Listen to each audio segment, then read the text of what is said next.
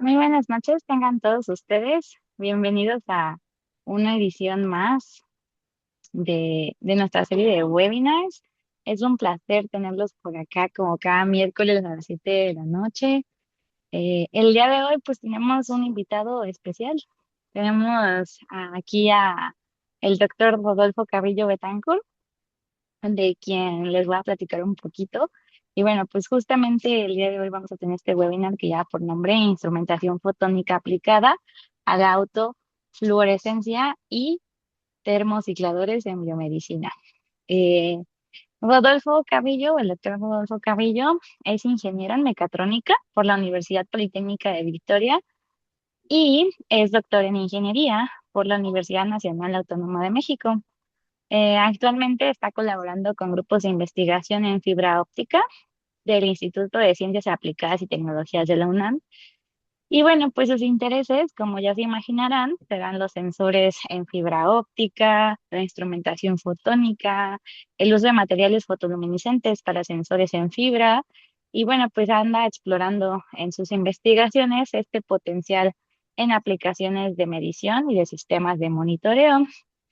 Em, el doctor Rodolfo, pues es autor de 4 artículos científicos, un capítulo de libro y 6 memorias de congreso indexadas, y ha participado o ha colaborado en scholarships del SPIE, que es una asociación internacional de fotónica y óptica, y también ha sido parte del programa de Emerging Leaders en America's Program en la Universidad de McGill. En 2025 fue reconocido como Change Champions en la conferencia de TOP y también obtuvo el tercer lugar en Entrepreneurship Ambassador por la IEEE de la región 9 por sus iniciativas en difusión científica y traslación tecnológica.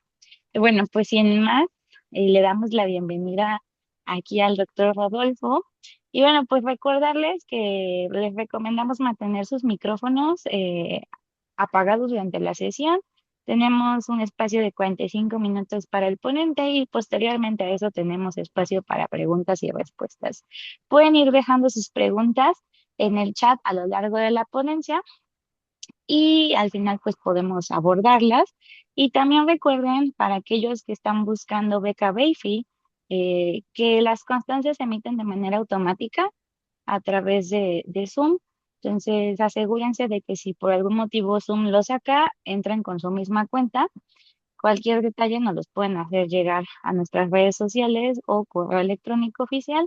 Y bueno, recuerden que también para obtener su constancia BAPI necesitan una pertenencia del 80% a esta sesión. Y bueno, ahora sí, sin más, bienvenido Rodolfo. Te dejamos este espacio y pues adelante. Gracias, Elsie. Gracias por la presentación y por el espacio. Bueno, pues buenas tardes a todos. Como ya él sí mencionó, mi nombre es Rodolfo Carrillo Betancourt. Soy recién egresado como doctor por la Universidad Nacional Autónoma de México, desarrollando mi proyecto de posgrado, principalmente en el Instituto de Investigaciones en Materiales de la UNAM. Y bueno, en los siguientes 45, 50 minutos, bueno, 45 minutos, alrededor de 45 minutos, pues lo que voy a mostrarles es cómo materiales fotoluminiscentes nos permiten, por un lado, monitorear autofluorescencia ultravioleta, ahorita les voy a comentar un poquito qué es, y por el otro, medir temperatura con una aplicación en termocicladores plasmónicos para biomedicina. Biomedicina también les voy a comentar por ahí de qué va esto, ¿no? Y bueno, haciendo un énfasis en instrumentación fotónica.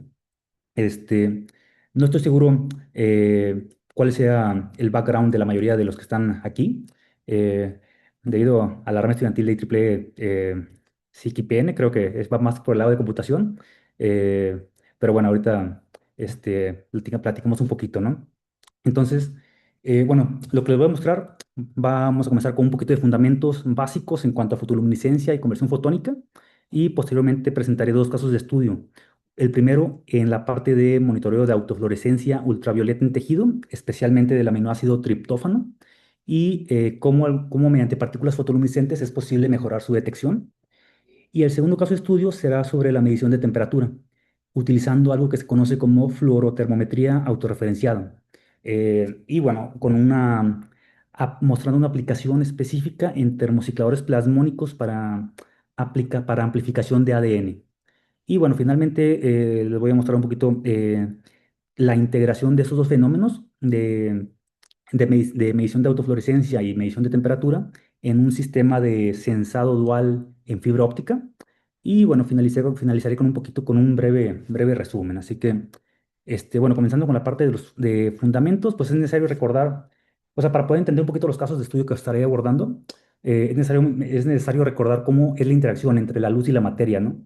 Entonces, tenemos que la materia, pues es un cuerpo, ¿no? Y este cuerpo están normalmente, bueno, están compuestos, no normalmente, están compuestos por moléculas. Y muchas de las moléculas contienen o incluyen una región en ellas que se conoce como cromóforos. Estos cromóforos, pues, son regiones que se encargan de absorber la luz. Es decir, por ejemplo, si el cuerpo es irradiado con luz, digamos, blanca, es decir, de todas las componentes cromáticas están en esa irradiación, pues el cromóforo de las moléculas en el cuerpo se va a encargar de absorber fotones con ciertas longitudes de onda, con ciertos colores, y aquellos fotones que no sean absorbidos, pues es lo que normalmente vemos como es lo que identificamos como el color de dicho objeto, ¿no? Eh, pero bueno, ¿qué pasa aquí? Este proceso no es totalmente estable. Es decir, al momento que el cuerpo o la molécula absorbe fotones, eh, bueno, antes de que absorba los fotones se encuentra en un estado que se conoce como mínima energía, ¿no? Es un estado fundamental del material. Al momento que absorbe estos fotones, pues como adquiere energía, sube a un estado, sus electrones suben a un estado de mayor energía y pues este estado, al no ser totalmente estable, lo que hace es que se produce un fenómeno de relajación energética. Este fenómeno de relajación energética puede ser mediante vibraciones o alguna interacción con el entorno y no necesariamente implica la emisión de fotones. Pero cuando implica la emisión de fotones es lo que se conoce como fotoluminiscencia. ¿Qué quiere decir? Que el cuerpo está siendo irradiado por fotones y estos fotones están induciendo la generación de nuevos fotones. Por ejemplo, y bueno, si esto pasa, los cromóforos, estas regiones de las moléculas que les comenté, ya no solamente actúan como cromóforos, sino que actúan también como fluoróforos, es decir, como emisores de luz. Y bueno, por ejemplo, aquí tenemos esta molécula genérica, la cual está siendo irradiada con, digamos, luz ultravioleta, digamos, morado, luz ultravioleta, y está emitiendo fotoluminiscencia en la región visible del espectro electromagnético, digamos el verde. Entonces, ¿qué quiere decir aquí? O sea, si se dan cuenta, la excitación no incluye el color verde, pero estamos generando luz verde. Esto es, en términos simples, es fotoluminiscencia, ¿no? Irradiar con fotones a cierta longitud de onda y tener como resultado la generación de fotones a una longitud de onda distinta. Y aquí viene algo interesante. Normalmente, cuando hablamos de fotoluminiscencia, pues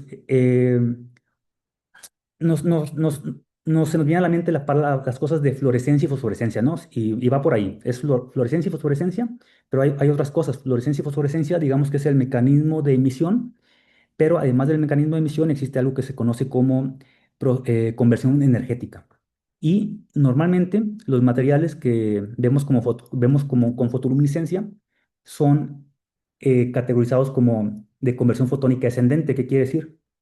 Que emiten fotones a una longitud de onda más corta, perdón, sí, a una longitud de onda, perdón, más larga, de menor energía, que los fotones con los cuales fueron irradiados. Por ejemplo, se puede utilizar luz ultravioleta para irradiar un material, tener luz visible. La luz ultravioleta es mucho más energética que la luz visible y por eso se habla de una conversión fotónica descendente.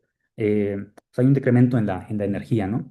Sin embargo, aunque este es el caso más típico, y hay otros materiales que presentan un fenómeno un poquito más complejo, presentan el fenómeno de conversión fotónica ascendente, que quiere decir que estos materiales ya son capaces de absorber dos o más fotones y generar fotones de mayor energía. Por ejemplo, si un material absorbe en el infrarrojo y genera fotones en el visible, en la región visible, pues tenemos que el infrarrojo es de menor energía que los fotones en el visible. Por eso se habla de una conversión fotónica ascendente en cuanto a energía.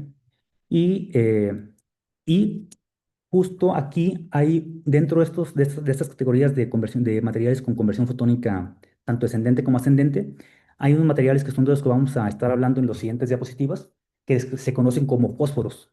Y cuando digo fósforos, no me refiero al elemento químico fósforo, sino a unos materiales llamados fósforos, compuestos principalmente por dos componentes, una parte hospedadora y un ion luminiscente. La parte hospedadora pueden ser moléculas como fluoruros, oxisulfuros, y el ion luminiscente típicamente, o bueno, comúnmente, son algunos lantánidos, eh, unos elementos químicos categorizados como lantánidos, ¿no? Y tenemos que estos iones lantánidos se utilizan algunos para conversión descendente, otros para conversión ascendente. Por ejemplo, tenemos el caso del europio, el terbio y el samario, que comúnmente se utilizan para conversión fotónica descendente, es decir, generan fotones de menor energía. Y por otro lado tenemos iones como el iterbio, el tulio y el herbio, que se utilizan para conversión fotónica ascendente. Y es aquí ya donde entran los materiales que vamos a estar abordando a continuación, que son en dos específicamente. Uno de ellos es el oxisulfuro de gaolino activado con europio, el cual utilizamos para monitorear autofluorescencia ultravioleta, y el otro es el fluoruro de sodio e itrio dopado con herbio y terbio, y lo utilizamos para medir temperatura. Mientras el primero que les mencioné es de conversión fotónica descendente, el segundo, que es para medir temperatura, es de conversión fotónica ascendente. Espero no estarlos ahorita confundiendo con esto, sino por ahí cualquier cosa la puedo aclarar, ¿no? Y bueno, en esta diapositiva, con esta línea del tiempo que estoy mostrando aquí, lo que quiero es representar el potencial que tienen tanto fósforos como lantánidos desde hace muchos años atrás y para continuar impulsando, proponiendo y desarrollando nuevas herramientas que puedan mejorar o incluso habilitar ciertas mediciones en procesos pues, biológicos. O sea, en esta línea del tiempo muestro algunos ejemplos muy representativos de algunas de las aplicaciones, comenzando a partir pues de 1988, cerca de 1990, ¿no? Para esta línea de tiempo que les estoy mostrando aquí, donde pues se comenzaron con aplicaciones muy tempranas en la parte biológica, como por ejemplo detección de caries, o el uso en algunos ensayos inmunológicos. Y bueno, a partir de ahí se han empezado a utilizar estos materiales, tanto fósforos como lantáneos, para pues, aplicaciones más complejas, como por ejemplo liberación de fármacos, terapia fototérmica, terapia fotodinámica, imagenología de fluorescencia. Y bueno, se han ido integrando con ciertas plataformas, como por ejemplo con fibras ópticas, un poquito ya más reciente. Y bueno, ya en los últimos años, pues también hay por ahí algunos reportes que se utilizan para diagnóstico de ciertas enfermedades, ¿no? Así como para teranóstica y imagenología celular. Eh, entonces, esto es la introducción de estos materiales que estaremos viendo y su integración en instrumentación fotónica. Ahora, si pasando al primer caso de estudio, que es la autofluorescencia ultravioleta, pues aquí es necesario mencionar, o sea, tal vez no, seguramente muchos han escuchado la palabra fluorescencia, pero no autofluorescencia. Bueno, pues solamente mencionar que autofluorescencia no es más que fluorescencia. Solamente un término. Es un término que se utiliza en clínica, se usa en biomédica, para referirnos a la fluorescencia propia del tejido humano, propia del tejido. Y esto es lo que se conoce como autofluorescencia. ¿Por qué? Porque corresponde a la fluorescencia de moléculas intrínsecas o presentes o propias del tejido, como por ejemplo algunas enzimas, vitaminas, proteínas, aminoácidos y pigmentos. Y bueno, todas estas moléculas presentan características tanto de excitación como de emisión, pues muy propias, muy características de ellas. Pero aquí lo que nosotros estamos interesados es en el monitoreo y detección de aquellas que presenten o exhiban autofluorescencia en ultravioleta. Y específicamente me refiero al aminoácido triptófano, que es un aminoácido esencial, y bueno, por alguna parte también a la piridioxina, que es parte del complejo B, es la vitamina conocida como B6. Entonces, tenemos que estas dos moléculas, tanto el aminoácido triptófano como la piridoxina, se observan aquí en esta gráfica de excitación, de longitud de excitación, pues se excitan en la región ultravioleta, es decir, entre los 200 y 400 nanómetros del espectro electromagnético. Y no solamente se excitan en ultravioleta, sino que la emisión es también en ultravioleta. Si vemos esta otra gráfica, el triptófano exhibe fluorescencia, exhibe autofluorescencia con un pico alrededor de 345, 350 nanómetros, ¿no? Mientras la peridoxina, bueno, pues exhibe un pico alrededor de más cercano a 400, pero sigue siendo ultravioleta. Y al ser fluorescencia, pues propia de estas moléculas biológicas, pues es algo muy débil, ¿no? Ahorita les estaré comentando un poquito más, pero con esto que les quería mencionar, a qué me refiero con autofluorescencia. Y bueno, ¿por qué es importante la autofluorescencia en la parte biológica, biomédica? Bueno, tenemos que, bueno, si recuerdan este aminoácido que he estado mencionando, el triptófano, pues es un aminoácido esencial que se considera o ha sido considerado como un marcador biológico de proliferación celular. ¿Y qué es proliferación celular? ¿Dónde la vemos la proliferación celular? Bueno, pues la vemos en el cierre, en la cicatrización de heridas, por ejemplo. Entonces, aquí en esta diapositiva lo que quiero es mostrarles cuál es la utilidad de la autofluorescencia ultravioleta. Esto es parte de un proyecto en el que estuve colaborando ahí en el ICAT, en la UNAM, con el grupo de bioinstrumentación y bueno, por ahí con el Hospital General de México. Fue un, eh, fue un estudio para pues, corroborar, comprobar la utilidad de monitorear el aminoácido triptófano mediante imagenología de autofluorescencia y qué información complementaria podría dar al monitoreo de cicatrización de heridas. Eso es importante, por ejemplo, en tratamientos contra personas, digamos, diabéticas, por ejemplo, y también en la detección tiene un potencial en la detección de cáncer, ¿no? Ya que pues, el cáncer a nivel fundamental es considerado una herida. Entonces, ¿cómo se hace el monitoreo de cicatrización de heridas actualmente? Bueno, normalmente lo que se hace es es una evaluación en muchos casos subjetiva, donde el médico o el experto en esto examina de forma visual la herida, la examina día con día y toma fotografías, ¿no? Fotografías clínicas, tal cual como esas que estoy mostrando aquí en pantalla. Pero pues esto es muchas veces subjetivo. ¿Cómo podemos hacerlo un poco más de forma más cuantitativa? Bueno, pues mediante la imagenología de autofluorescencia ultravioleta. Eh, ¿Cómo funciona esto? Bueno, en lugar de tener únicamente una cámara y luz blanca para capturar la imagen clínica o una imagen normal, pues se agrega una fuente de luz ultravioleta a esta instrumentación que excite con ciertas características el tejido en luz ultravioleta y bueno, pues la cámara o el sensor que se esté utilizando pues captura esa señal de autofluorescencia y en este caso, como es imagenología, bueno, pues se convierte en una imagen de autofluorescencia. Y bueno, pues esto, o sea, por aquí está, reportamos en algún momento. Para este estudio específicamente, bueno, pues por aquí se logró ver cómo el pico de autofluorescencia es alrededor del día 6 y esto coincide con los estudios histológicos de estas muestras que utilizamos. Y, bueno, esto solamente para mostrar el potencial de esto, ¿no? Pero ¿qué pasa aquí con esta aplicación?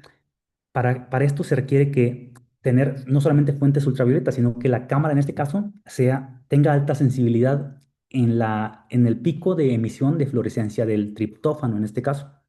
Y eso pues, una implica más costos, o sea, no se puede hacer con cámaras comerciales.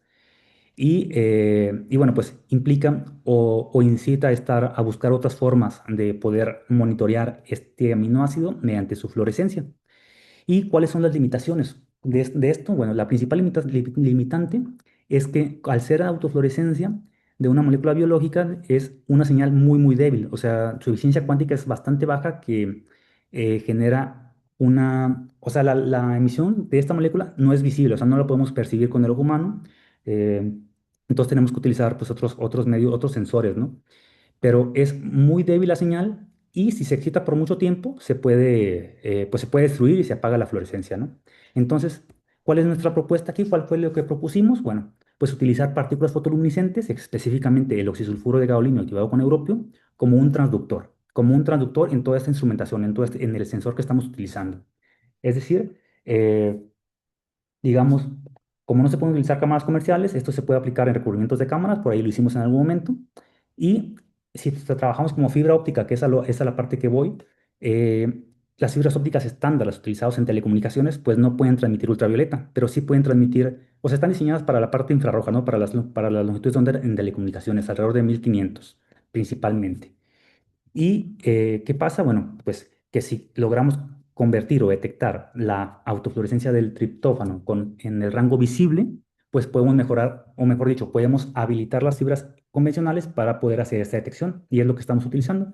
Estas partículas tienen una característica que responden, bueno, absorben en toda la radiación ultravioleta con un pico de absorción principalmente alrededor de 350 nanómetros, lo cual coincide con el pico de fluorescencia del triptófano.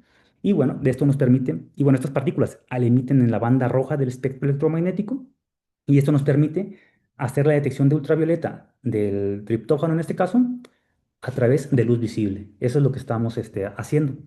Y este material es importante mencionar que se ha utilizado, o sea, ya está muy reportado, que se utiliza para para la detección de rayos X, pero en la parte ultravioleta no necesariamente. Y fue por esto que pues, por ahí nos dimos la tarea de estudiarlas, ¿no? Estudiarlas. Es un polvo esto, y esto pues lo incorporamos en un polímero, específicamente polimetilsiloxano, PDMS, mejor conocido.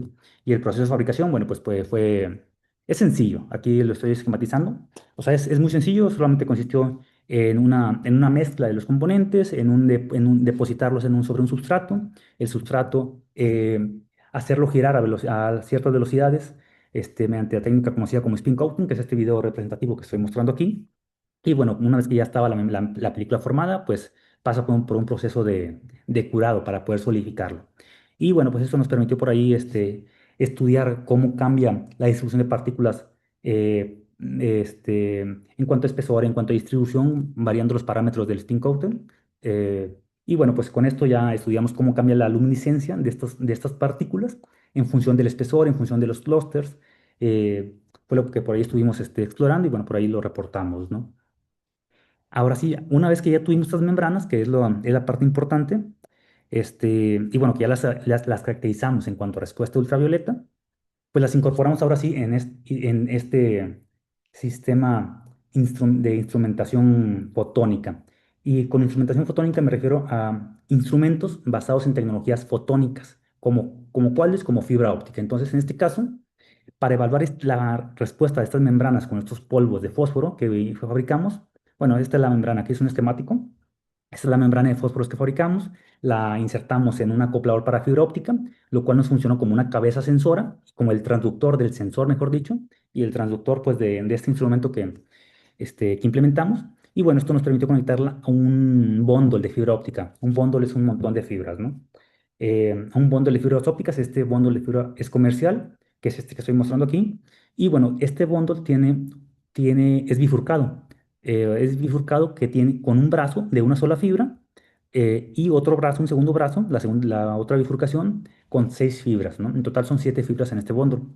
Y bueno, ¿para qué sirven? Bueno, ¿aquí en qué consistió la instrumentación? Bueno, básicamente consistió en utilizar un LED ultravioleta para poder excitar la fluorescencia de las partículas que utilizamos en esta membrana y excitar la molécula triptófano en la muestra de interés, tal como lo muestro en este esquemático. O sea, aquí conectamos el diodo LED, el cual bueno, está controlado también por una computadora y un programa ahí mediante Python para poder controlar potencia y tiempos de excitación. Entonces, mediante la bifurcación de una sola fibra, pues viaja la luz ultravioleta, llega hasta la cabeza sensora, ilumina la película con la membrana con los fósforos, con el oxidufluro de gaolinio, genera una señal luminiscente, fotoluminiscente. ¿Y qué pasa? Que no toda la señal UV es absorbida por esa membrana, lo cual es lo que estamos buscando. Cierta cantidad de UV pasa a la membrana, pasa a este transductor que estamos utilizando y excita la muestra de interés con el triptófano. Y la autofluorescencia de esta muestra de interés con este aminoácido triptófano, pues contribuye, digamos, regresa, excita nuevamente este transductor, esta membrana que fabricamos, y ese incremento o esa contribución de señal, pues todo eso viaja a través de la bifurcación de las 6 fibras, y eso es capturado mediante un espectrómetro, ¿no? Que también por ahí conectamos todo está controlado mediante computadora, mediante un programa por ahí en Python. Y bueno, con esto nos permitió estudiar cómo la respuesta tanto de la membrana que fabricamos como transductor, como su respuesta en contacto con las muestras de interés a diferentes potencias ópticas, a diferentes tiempos de irradiación y cómo cambia. Entonces, esta es parte de la instrumentación que fabricamos, pero para hacer la evaluación, pues ocupamos una referencia como cualquier sensor. Entonces, ¿cuál es la referencia aquí? Pues es el aminoácido triptófano, pero ¿cómo? O sea, el triptófano lo podemos conseguir comercialmente en polvo. De hecho, pues por ahí también un suplemento alimenticio. Pero trabajar con concentraciones y lo que hicimos pues fue fabricar membranas, o sea, otra vez membranas, pero ahora con triptófano únicamente, a diferentes concentraciones y pues ver cómo responde el bundle de fibra que utilizamos, pero sin el transductor. O sea, quitamos el transductor, medimos la señal de fluorescencia de las diferentes concentraciones que fabricamos y obtuvimos estas algo como esta gráfica que estoy mostrando aquí, donde se observa pues un lóbulo, un pico, ¿no? Alrededor de 350, lo cual es el pico de fluorescencia del triptófano. Pero ¿qué pasa? Aquí estoy mostrando tres señales características para cada una de las concentraciones, o sea, respectivamente, ¿no? Pero si observamos aquí en esta gráfica, pues es imposible identificar cuál señal corresponde a cuál concentración. O sea, si no fuera por el color que está aquí en la gráfica, pues no sabríamos cuál es cuál, ¿no? Porque son muy débiles, es muy poca, es muy baja la señal y están inmersas en ruido. O sea, es bastante, ¿no? Entonces, justo aquí es donde surge la hipótesis de que nosotros con estas membranas, con este transductor de fósforos que estamos utilizando, podemos mejorar, pues, la detección. Y pues fue lo que hicimos. Ya con estas membranas de triptófano hicimos la evaluación con el transductor, con la membrana transductora que fabricamos. Y pues ¿en qué consistió? Consistió en que nuestro análisis con este instrumento que estamos proponiendo, pues consiste en primero tomar una señal de referencia del puro transductor, una señal luminiscente, lo cual nos da un espectro, porque todo es análisis espectral aquí. Y el espectro es, digamos, esto azul que se ve aquí en esta gráfica, es la gráfica en color azul, ¿no? Esta es la referencia, es la pura señal propia del transductor. Después, este transductor, esta cabeza sensora, ponemos en contacto con las membranas con triptófano a cada concentración y obtenemos una nueva señal, que es lo que nombramos aquí como S1. Y esta es la señal pues, de interés, digamos. Este, y bueno, aquí estamos observando de forma espectral que pues incrementa, o sea, estamos viendo un incremento considerable de forma espectral en contacto con la muestra de interés.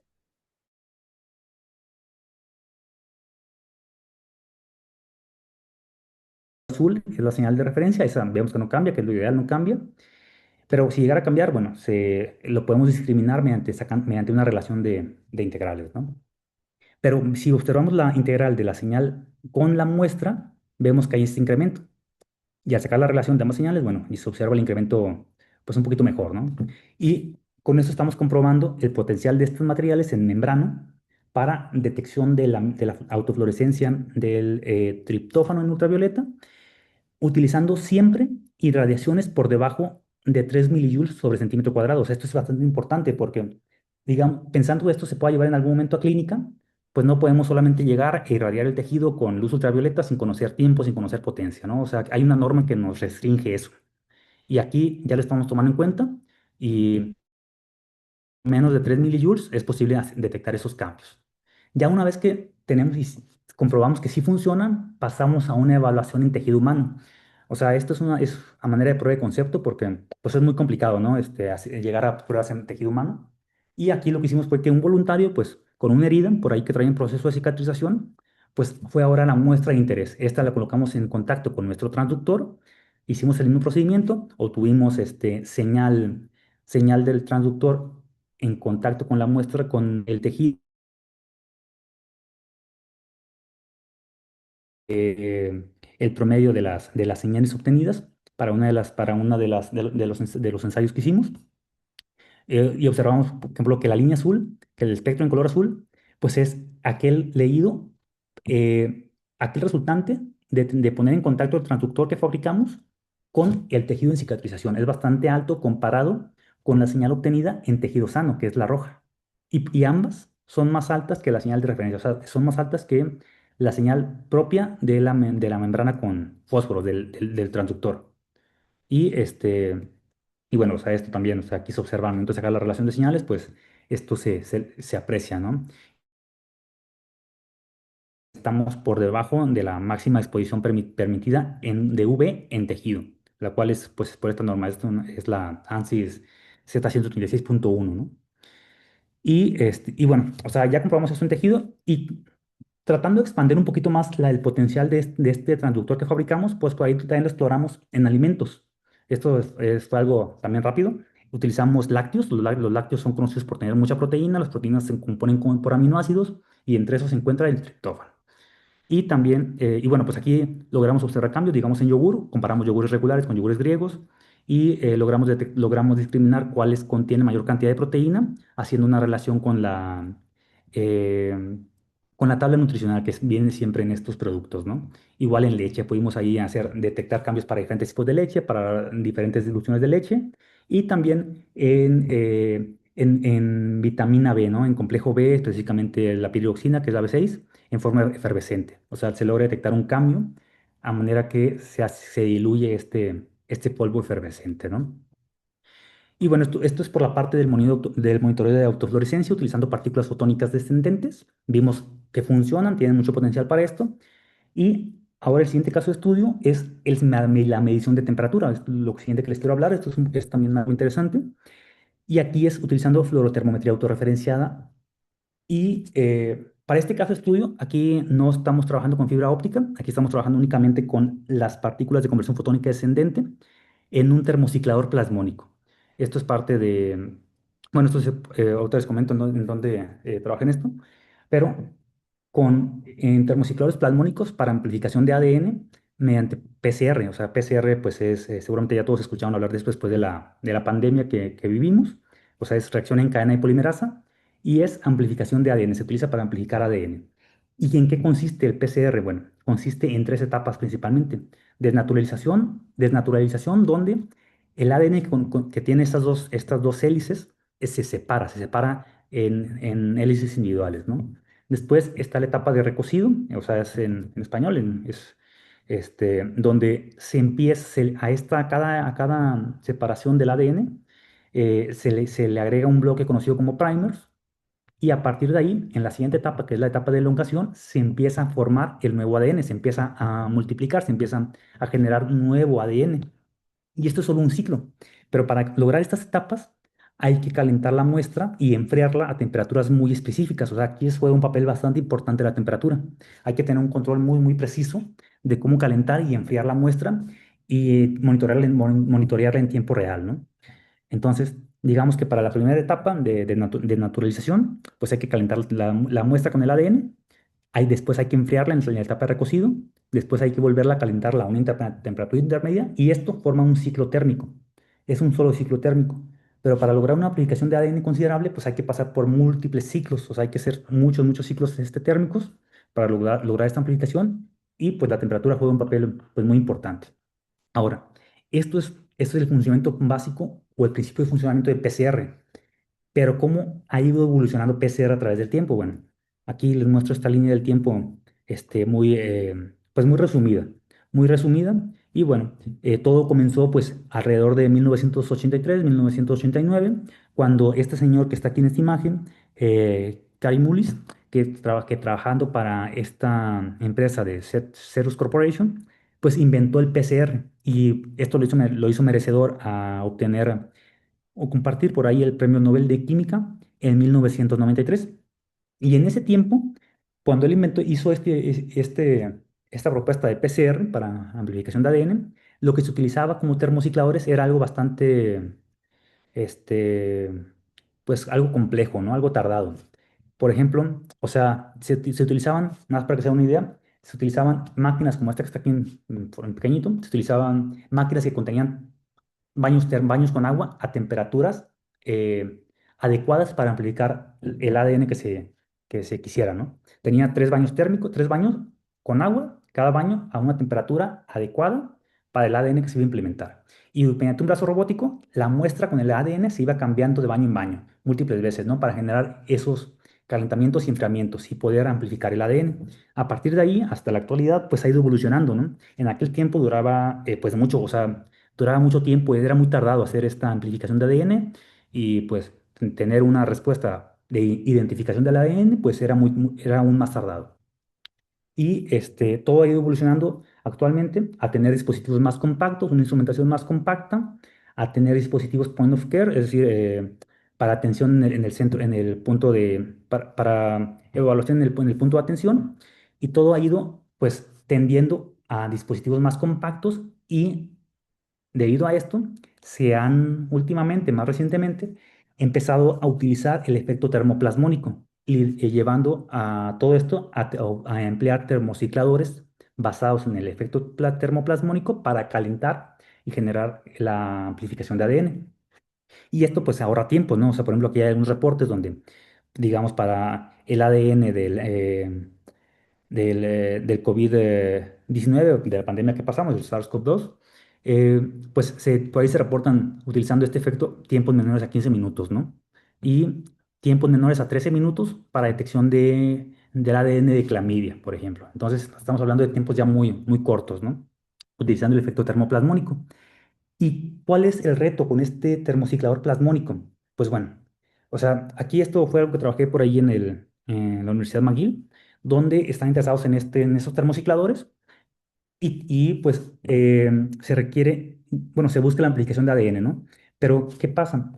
Para que sea termocicladores plasmónicos, esta instrumentación, pues además de estar compuesta por los componentes básicos como fuentes láser, espectrómetros y termómetros, se ocupa a la muestra, o sea, una muestra pequeñita de 10-20 microlitros, es muy pequeño el volumen, se ocupa añadirle nanopartículas metálicas, ¿no? En este caso, por ejemplo, nanopartículas de oro. Y estas partículas funcionan como nanocalentadores desde el interior de la muestra. Pero aquí, si se fijan, yo aquí menciono los componentes de esta instrumentación, fuentes láser, o sea, fuentes de luz, espectrómetros, termómetros. Pero no estoy mencionando ninguna parrilla de calentamiento. Entonces, ¿cómo se genera el calentamiento? Pues se genera con luz.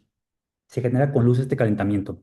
¿Cómo que con luz? Pues sí. O sea, las fuentes láser que estamos utilizando, utilizamos una como adecuada para irradiar estos nanopartículas de oro y que al momento de irradiarlas, pues absorban esta energía. O sea, como ya les comenté al inicio, absorben esta energía y tienen que liberarla, o sea, la almacenan y la tienen que liberar, ¿no? En este caso, esas nanopartículas la liberan la energía mediante calor. Y es como funciona. O sea, en este caso, eh, ahí en este laboratorio lo que hicimos fue, lo que se hacía era colocar un láser de tipo conocido como Bexel abajo de la muestra. Este es el vial con la muestra de interés. Aquí se coloca este láser de tipo Bexel, el cual genera iluminación, pues, desde abajo hacia arriba del vial de la muestra de interés y, pues, genera el calentamiento, ¿no? Ya en ese momento, aquí estoy mostrando este es el esquemático del arreglo que utilizamos. Aquí estoy mostrando una fotografía del experimento. Es algo, eh, pues se ve algo compacto, ¿no? Aquí se ve pequeño, pero hay mucho detrás, ¿no? Aquí solamente se ven los instrumentos ópticos y fotónicos que estamos utilizando. Pero para este caso, pues hay microcontroladores que hacen que hacen el control, vaya la redundancia, programas ahí en Python y en C Sharp que por ahí implementé. Y aquí lleva todo esto. ¿Cuál es la limitante? Bueno, que al trabajar con luz para calentar, no podemos utilizar, o bueno, se limita la posibilidad de utilizar métodos tradicionales para medir temperatura como termopares o termómetros infrarrojo. Bueno, principalmente termopares. O sea, seguramente saben que es un termopar, pues es algo metálico y es algo de contacto. Si utilizamos un termopar, tendríamos que introducirlo en la muestra, digamos desde arriba, ¿no? Y ahí tendría que estar durante todo en la amplificación de ADN, todo el calentamiento, todos los ciclos térmicos. Y si al nosotros estar utilizando luz para calentar, pues las lecturas que estaríamos leyendo de este termopar pues serían erróneas, porque serían del calor, o sea, este termopar, al ser metálico, se estaría también calentando, entonces no estaría leyendo, no estaría generando lecturas, pues, con mucho error. Por otra parte, lo que se utiliza actualmente son termómetros infrarrojos. Por ejemplo, aquí en el esquemático es este que está aquí está aquí por esta parte. Pero, ¿qué pasa? Los termómetros infrarrojos no nos dan no nos leen la temperatura del interior del vial. O sea, hay que recordar que la muestra está limitada a un volumen con la geometría propia del vial y pues al ser un termómetro infrarrojo, la temperatura que nos da con precisión es la del exterior, es la de la pared externa del vial, no la del interior. Entonces hay que hacer por ahí un proceso de ajuste, de calibración y pues confiar en que la temperatura que estamos utilizando es la adecuada. Y esto funciona, o sea, sí, ya funciona, así se está utilizando, funciona para la aplicación de ADN y funciona para identificación. Pero nuestra propuesta es o nuestra hipótesis es que se podría optimizar estos sistemas, esta amplificación, al utilizar fluorotermometría, es decir, medir la temperatura a través de la fluorescencia de partículas fotoluminiscentes.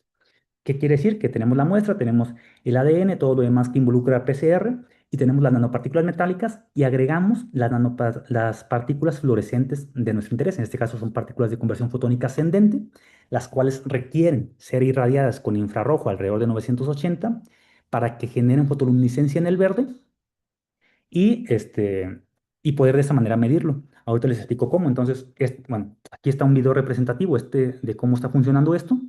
El calentamiento pues se produce mediante encendido y apagado del Bexel, del láser que está abajo, que es lo morado que vemos en la cámara. O sea, no es que la luz sea morada ni ultravioleta, sino que es infrarroja y es como la cámara lo detecta, ¿no? Pero lo verde que alcanzan a ver por aquí, muy apenas, esto verde que se ve aquí, es la fotoluminiscencia propia de estas partículas que estamos utilizando. Entonces, eh, bueno, ahora, o sea, ¿cómo estamos haciendo este monitoreo de temperatura? Bueno, tenemos que las partículas estas del fluoruro de sodio itrio que estamos utilizando tienen dos bandas muy específicas de emisión. O sea, emite de 510 a 570, es en el verde. Esas son las dos principales bandas de emisión. Pero en el medio, alrededor de 533, hay una división de estas dos bandas, generando que existan dos bandas muy marcadas. ¿Y qué pasa? Que al momento de calentarlas, de que esas partículas están en contacto con diferentes temperaturas, la emisión va a cambiar. O sea, en nosotros, el ojo humano no lo va a detectar, la vamos a ver siempre verde. Pero al momento de hacer el análisis espectral, sí vamos a detectar esos cambios, observando cómo la segunda banda tiende a disminuir en amplitud, o sea, decrementa en amplitud a medida que la temperatura aumenta. Y la primera banda incrementa en amplitud, o sea, mientras una incrementa, la otra incrementa. Esto nos permite sacar la integral de cada banda, sacar su relación y relacionarla con la temperatura a la cual fue tomada. Y bueno, esto se conoce como relación de intensidad de fluorescencia, conocido como FIR, por sus siglas en inglés. Y bueno, pues ya esto nos permite generar una gráfica pues de ajuste de este sensor, de este transductor, mejor dicho, de temperatura en función de la FIR, de la relación de intensidad de fluorescencia. Entonces, ¿qué implica esto? Que mediante que mediante con esta instrumentación que tenemos, estamos calentando la muestra, tenemos que estar en tiempo real capturando lo más rápido posible los espectros, en todo momento, en todo momento. Y no solo eso, no solo capturarlos, sino estarlos analizando en tiempo real, sacando la integral de cada banda y relacionarla a una temperatura. Eso es lo que pues es lo que es lo que se hace. Entonces, ya, por ahí hay varios, retos ya en eso, ¿no? Pero bueno, este, hay- aquí en esta diapositiva mostrar un poquito de los resultados con esto y el potencial que podría tener más adelante. Aquí muestro bueno, este es un video representativo también, de cómo se programa en este instrumento utilizando el termómetro infrarrojo para que se generen ciclos a temperaturas definidas de 85, 72 y 50 grados en cada una de las etapas de PCR, sí, de los ciclos térmicos. Y tenemos dos casos. Estas líneas verde y azul que ven aquí, pues es la lectura utilizando como referencia el termómetro infrarrojo. Entonces, por eso se ven pues bastante bonitas, ¿no? O sea, no se ven sin ninguna fluctuación, se ven tal cual, muy limpias. Lo único que cambian las dos es el tiempo, mientras que una, al llegar a la temperatura objetivo, mantiene la muestra a esa temperatura por 10 segundos, en el otro caso se mantiene por 1, 5 y 1 segundo. Por eso es la diferencia en esto. Pero ¿qué pasa? Al momento de observar la temperatura con las partículas que le depositamos, nos damos cuenta que la temperatura es mucho mayor. O sea, si se fijan aquí, digamos, o sea, estos puntos que estén aquí, estos son los puntos discretos que estamos tomando con la fluorotermometría, se pueden dar cuenta que no coinciden, no empatan con la lectura del termómetro infrarrojo. O sea, mientras el termómetro infrarrojo, ya con la calibración que le hicimos, está dándonos una temperatura, a nivel interno la muestra, desde adentro, mide más, o sea, está más caliente, nunca se enfría. Y esto es en pocos ciclos, ¿no? Pero al momento de hacer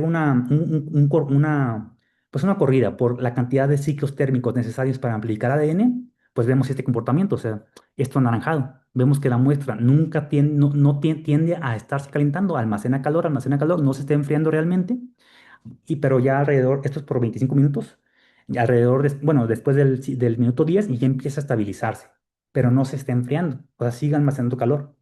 Entonces, o sea, aquí no estamos diciendo que no funcione, o sea, funciona así como está con el termómetro infrarrojo, funciona la amplificación de ADN, pero como esto se trata de lograr amplificar en menos tiempo, con esto podría tener el potencial para optimizar estos sistemas. Es lo que nosotros exploramos hasta el momento y bueno, es lo que pues es el potencial de esas partículas, ¿no? Que estamos aquí viendo. Y ya finalmente, únicamente ya después de haber evaluado en estos dos casos de estudio por separado los diferentes tipos de partículas, pues lo que hicimos fue implementarlas ya en un sensor de fibra óptica para sensado dual. Combinando ambas partículas, las partículas aquí en esta gráfica estoy mostrando el espectro de emisión. Vemos que no se traslapan para nada, están en bandas totalmente separadas espectralmente no hay ninguna restricción para utilizarlas. Y bueno, pues las depositamos en fibras ópticas, tanto multimodales como de doble revestimiento. Y, o sea, este es el esquemático de cómo queda. Están embebidas en un polímero PDMS. O sea, se les pega a la punta cortada adecuadamente la fibra. Y bueno, aquí es una imagen de cómo se observa esa luminiscencia, ¿no? O sea, es algo pequeño. O sea, la fibra óptica tiene un diámetro de 125 micras, ¿no? Es pequeño.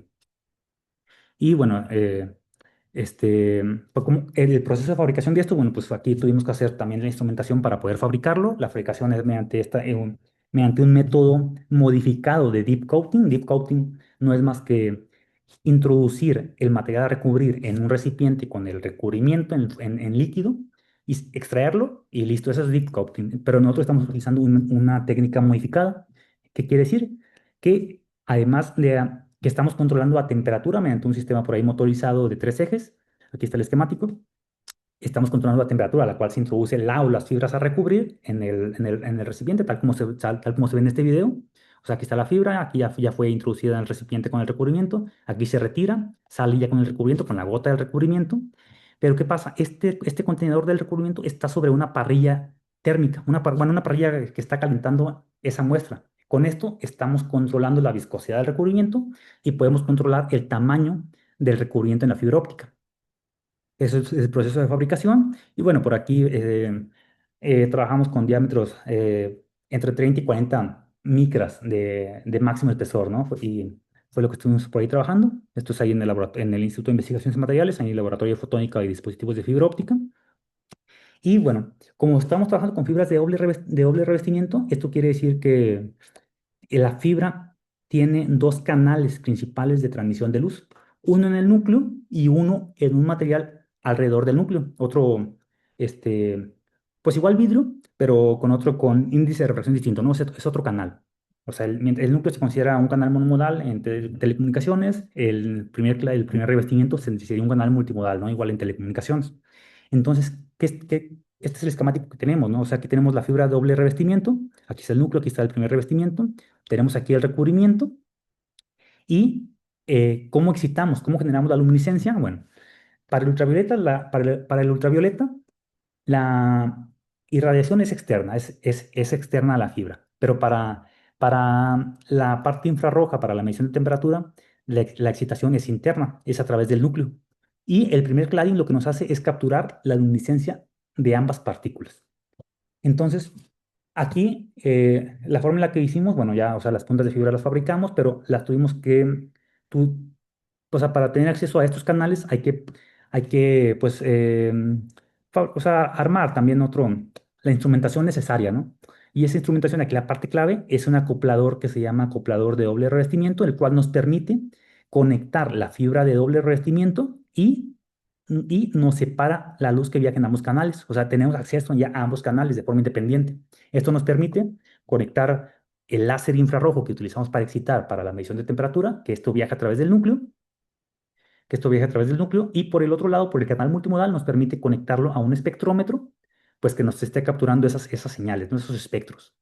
Y bueno, pues aquí vemos en esta gráfica cómo disminuye la amplitud de estos espectros de ambas partículas en función de la temperatura. O sea, se mantiene la parte de que con las partículas del fluoruro de sodio e itrio, una banda incrementa mientras la otra incrementa con el aumento de temperatura, pero también vemos que la emisión roja de las partículas para medir la autofluorescencia tiende a disminuir con la temperatura. Entonces, eso es lo que estamos buscando, tener acceso a esas dos variables para poder hacer pues una corrección, ¿no? Una corrección en la detección de autofluorescencia ultravioleta, en la detección de autofluorescencia ultravioleta principalmente. Y pues vemos que al estar las dos partículas en conjunto, pues en realidad no se afectan ni espectralmente ni químicamente, ya que la respuesta espectral es la misma, o sea, no hay ningún impedimento. Entonces, ya que los fabricamos, pasamos a su evaluación. Para evaluarlos, pues utilizamos por ahí bueno, esta pieza que nos permitió colocar la fibra bajo estudio, la fibra con el recubrimiento, ya sea en dos posiciones distintas, ya sea a 45 grados de la muestra, aquí está la muestra, aquí está este holder de fibra, aquí está la muestra, y nos permitió colocar la fibra bajo estudio a 45 o a 90 grados respecto de la muestra, y en la otra posición colocar una fibra para excitar con ultravioleta. Entonces, debido a eso, pudimos explorar cómo es la respuesta de estos dispositivos si excitamos y recolectamos la señal a 45 y 90 grados respectivamente, o viceversa. Y nos dimos cuenta, bueno, en general, todos los dispositivos que fabricamos, desde las 12 micras hasta 32 micras, o sea, es posible ver ese cambio en la concentración de triptófano. Es posible detectarlo. Es posible detectarlo, sin embargo, si observamos que hay un cambio en la sensibilidad. Eh, Hay un cambio en la sensibilidad dependiendo de de cómo se colecte la señal. Entonces, observamos que de estas dos opciones, la mayor sensibilidad se obtiene cuando la fibra de bajo estudio se coloca a 45 grados y la de excitación a 90, que es esta línea roja que vemos aquí. O sea, esta tiene mayor sensibilidad, teniendo un factor de incremento de alrededor de 2.5 para la fibra con el, eh, con el máximo espesor del recubrimiento, con el máximo espesor de ese recubrimiento, o sea, tenemos un factor de incremento de 2.5. O sea, bueno, o sea, es importante mencionar, ¿no? La sensibilidad es bastante baja, pero o sea, falta optimizar esto, pero estamos hablando de fibras ópticas con diámetros de 125 micras, o sea, es bien poquito, ¿no? Y bueno, efectos en la temperatura, pues ya calentamos estas membranas de triptófano de 20 a 40 grados centígrados y nos dimos cuenta que la sensibilidad disminuye. La sensibilidad en cada uno de los dispositivos fabricados tiende a disminuir y para la detección de temperatura, bueno, pues en la forma en la que estamos nosotros haciéndolo, tenemos que hacer un ajuste. Tenemos que hacer un ajuste en la temperatura para poder llegar a la temperatura real a la cual se encuentra la muestra bajo estudio. Y, y bueno, con esto estoy finalizando. Ya nada más a manera de resumen, pues en lo que hemos estado trabajando es en el desarrollo e instrumentación de sensores fotónicos para aplicaciones biológicas, especialmente para la detección de autofluorescencia ultravioleta y el monitoreo de temperatura, el cual es clave en muchos procesos químicos y biológicos. Y nos enfocamos, por una parte, en termocicladores plasmónicos para amplificación de ADN. Las partículas que utilizamos fueron el oxisulfuro de gaolino activado con europio, una partícula de conversión fotónica descendente, para monitorear autofluorescencia ultravioleta. Vimos que funciona, tiene este potencial para detectar, y no solamente para detectar, sino para detectar utilizando mínimas energías de irradiación. Y la segunda partícula que utilizamos fue el fluoruro de sodio itrio, dopado con nerbio y terbio, para monitorear temperatura. Y, y bueno, pues la evaluación para la evaluación utilizamos muestras fabricadas en casa con triptófano y siempre utilizando potencias de irradiación ultravioleta por debajo del máximo permitido, que es 3 millijoules por centímetro cuadrado. Y específicamente para el caso de de las partículas del fluoruro de sodio e itrio, eh, al probarlas en los termocicladores plasmónicos, pues vimos que tienen este potencial que conviene seguir explorando para ver si es posible optimizar los termocicladores plasmónicos para amplificación de ADN. Y bueno, con esto cierro, ya nada más pues agradecer. Aquí están algunos de los logotipos de las instituciones que han apoyado este proyecto y que han financiado este proyecto. Y bueno, de las instituciones en las cuales también lo he desarrollado, que ha sido principalmente en la UNAM, en los institutos de materiales y ciencias aplicadas y tecnología. Y bueno, una parte también en la Universidad McGill. Mis medios de contacto, aquí está mi página, mi sitio web personal, donde podrán encontrar mis medios de contacto y más información sobre mis actividades tanto de investigación como de divulgación. Y bueno, pues encantado de responder alguna pregunta si es que existe. Gracias. Muchas gracias, Rodolfo. La verdad es que es bastante interesante. No había visto este tipo de avances. No es particularmente el área en la que me desarrollo, pero me parece bastante interesante. Me parece que de momento no hay preguntas en el chat, pero por favor, chicos, quienes gusten hacer alguna pregunta, pueden alzar su mano o pueden irla poniendo por aquí por el chat. A ver si hay un voluntario. Ay, muchas Sí, felicitaciones por el chat. es un tema que creo que se sale un poquito o bueno, pareciera que se sale del área en la que creo que la mayoría de ustedes se especializa, ¿no? Pero no Eh, necesariamente. no Ajá, necesariamente, sí. ajá. Yo creo que a veces nos quedamos mucho en el software, eh, pero creo que este tipo de aplicaciones también son bastante interesantes porque quizás no logramos adimensionar directamente, ¿no? Todo lo que se puede lograr. Es- No Ajá, sé si por es correcto. aquí O sea, de hecho, algún. algo de lo que, bueno, en lo que hay preguntas o si no subieran, nada más para complementar un poquito. O sea, algo de lo que sí quisiera enfatizar es que, bueno, tú lo mencionaste, Elsie, ¿no? A veces puede que se quede en el software, pero justo las Ujú, habilidades que ustedes tienen a veces nos hace falta a nosotros para poder instrumentar todo esto que ocupamos. O sea, como por ahí lo mencioné, tenemos que hacer programación, tenemos que hacer control mediante programación, tenemos que hacer implementación pues, de microcontroladores de electrónica y todo se controla mediante software, al final de cuentas. Este, claro. y por ahí, pues, a veces es necesario esa colaboraciones, ¿no? Sí, justo también yo creo que hasta podrías abrir la puerta por si alguien de aquí se anima a aventarse una chamba de eso, que Pues sí, quiera o sea, quizás colaborar contigo para trabajar en algún proyecto, ¿no? Como bien dices, en complementar esas partes, ¿no? Por sí, pues, acá, bienvenido. Flor de Lis nos comenta, primero que nada, felicidades por tu trabajo. Ay, yo no tengo cámara. Felicidades por tu trabajo. Y una pregunta es, ¿tienes pensado realizar algún POC? A ver, nada más para confirmar, ¿a qué se refiere, te refieres con POC? ¿Te refieres a Point of Care, que es lo que yo lo identifico, o a qué te refieres con POC? Point of Care. Ok, sí, justo. La idea de todo esto es canalizarlo a dispositivos Point of Care. En el caso de Point of Care o Lab in Fiber, que son esas tecnologías que se utilizan pues para atención en el punto de, de utilidad, ¿no? Pero sí, esa es la idea. Súper. ¿Alguien más tiene alguna otra pregunta para nuestra ponente?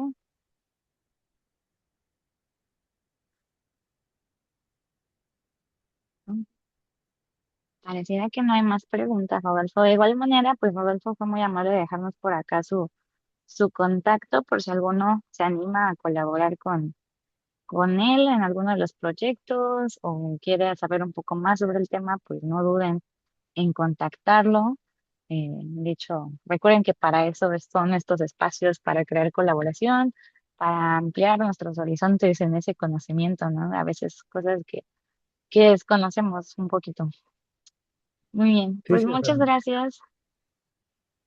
muchas gracias, Rodolfo. A ver si alguien más se anima. De mientras, para nuestros asistentes, les voy lanzando eh, la encuesta, ¿vale? Por ahí ya les debe aparecer en pantalla para que hagan la solicitud de su constancia de asistencia. Recuerden que debieron haber quedado al 80% de esta sesión, entonces con, tómenlo en tiempo, tómenlo en consideración. Si por algún motivo no han recibido alguna de sus constancias, sobre todo de las que son muy anteriores, Webinar 5, Webinar 6 y Workshop 5 están por enviarse. Si a previo a eso no han recibido las que ustedes consideran, pueden escribirnos al correo de rie@sic.ipn.mx y bueno, por ahí ya pueden ir contestando su formulario. Y bueno, pues en lo que contestan, ahí les pido de nuevo un aplauso virtual para nuestro ponente del día de hoy por esta gran charla, porque yo creo que aprendimos bastante. sí, cualquier Muchas cosa, pues, gracias. por aquí está en mi medio de contacto y cualquier cosa por ahí puedo contactar alguna duda o canalizarlos con algo que sea de su interés, ¿no? Justo. Súper bien. Y ya nada más para antes de que nos vayamos, por acá, por ejemplo, José nos pone muy interesante charla. Gracias, Rodolfo. No me deja colocar texto en el registro. Eso está un poco curioso. ¿Alguien más tiene algún problema con el registro? Bueno, por acá Paola nos pone, me encantó la presentación, muy informativa. Vale. Por acá nos comentan que no lo pueden abrir. Me parece, voy a compartir pantalla, que puedo compartirles un código QR. Voy a dejar de compartir. Muchas gracias, Rodolfo. Ah, a ver. Me parece que ahí pueden ver la pantalla del QR por si a alguno de los asistentes no les salió el pop-up de la encuesta para constancias. Lo voy a dejar por ahí un par de segunditos porque también les queremos compartir el siguiente evento que tenemos. Nuestro siguiente evento se llama Skills, es de la serie de Skills en Acción. Estará a cargo del maestro en ciencias, Ariel Posada, quien pues se dedica a usar Machine Learning, ¿vale?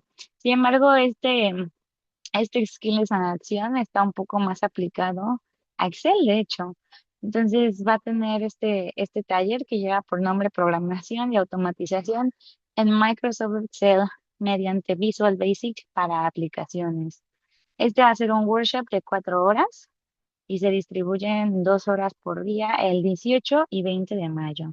Entonces, también para que lo vayan teniendo en cuenta, por acá también les comparto eh, justo el siguiente.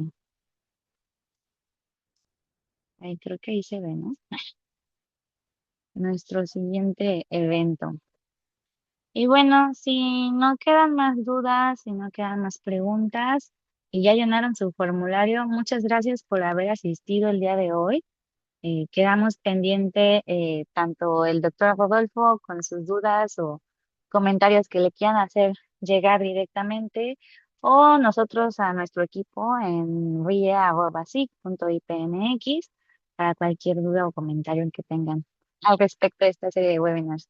Y de nuevo, pues muchas gracias por acompañarnos el día de hoy. Fue un placer tenerte por acá, Rodolfo. Fue una plática bastante interesante. Y pues gracias también a los asistentes que como cada miércoles se conectan. Muy Gracias, buenas Elsie. noches. Gracias. Tengan todos. Nos vemos en la Hasta próxima. luego. Bye.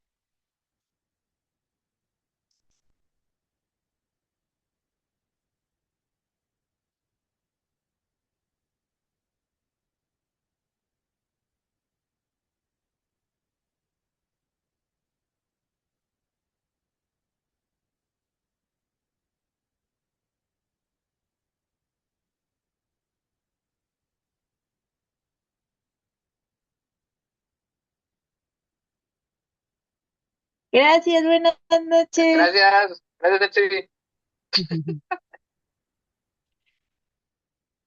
Buenas, buenas noches.